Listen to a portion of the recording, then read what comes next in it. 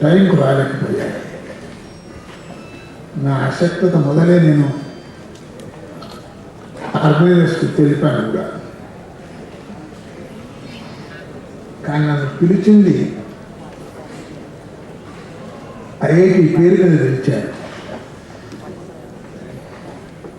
ఆ సంస్థ అంటే ఉండే గౌరవంతో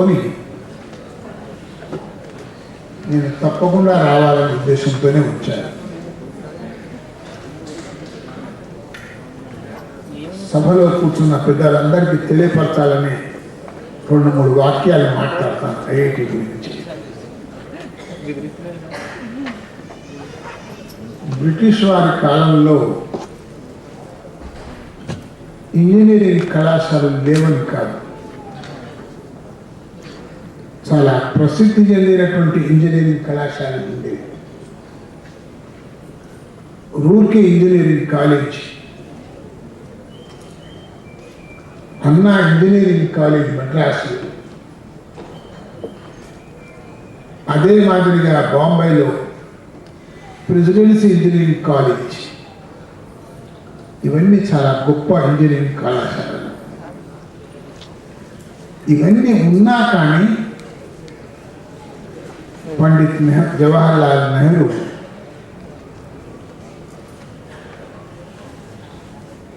వీటన్నిటికన్నా మించిన ఇంజనీరింగ్ కళాశాల పెట్టాలనే ఉద్దేశంతో కాదు, ఆ కళాశాలలన్నీ దానికి పరిష్కారం చూపించేటువంటి యొక్క మేధా సంపత్తున్నటువంటి మనుషులను తయారు చేయడం, ఆ మనుషులు ప్రపంచంలోని మేధావి వర్గంతో కలిసి ఆలోచించడం, అంత డెడికేషన్ ఉన్నటువంటి యొక్క మనుషులు నాకు ఐఐటీస్లో కావాలనే ఉద్దేశంతో ఈ ఐఐటిని స్థాపించడానికి కోసమై అతను అహోరాత్రాలు కృషి చేశాడు. ఆ కృషి యొక్క ప్రస్తావిస్తూ ఖరగ్పూర్ యొక్క సమావేశంలో అతను కాన్వకేషన్ అడ్రస్లో మాట్లాడింది ఇప్పటికీ నాకు చిరస్మరణీయమే. ఆ కాన్వకేషన్ అడ్రస్ను చదివి స్ఫూర్తి చెంది అలాంటి సంస్థ మన ప్రాంతాల నుంచి కూడా ఎక్కువ సంఖ్యలో ఎందుకు రాకూడదనే ఉద్దేశంతో ఇలాంటి యొక్క సంస్థను హైదరాబాదులో ఏర్పాటు చేయడానికి పూనుకున్నాను. ఇది 83లో స్థాపించబడిందనే మాకు 83లో 7 విద్యార్థులతో స్థాపించి అదే క్రమంగా పెరిగి ఈనాడు సిలికాన్ వ్యాలీ లోపల తెలుగు మీడియం ఆఫ్ ఇన్స్ట్రక్షన్ అయ్యేటువంటి స్థాయికి తెలుగు ప్రజలు తీసుకొచ్చారని మాత్రమే చెప్పగలుగుతాను. నేను స్టేట్స్కి వారి యొక్క ఆహ్వానం మీదనే వెళ్ళాను. అక్కడ తెలుగు వారి యొక్క పరిస్థితి చూసాను.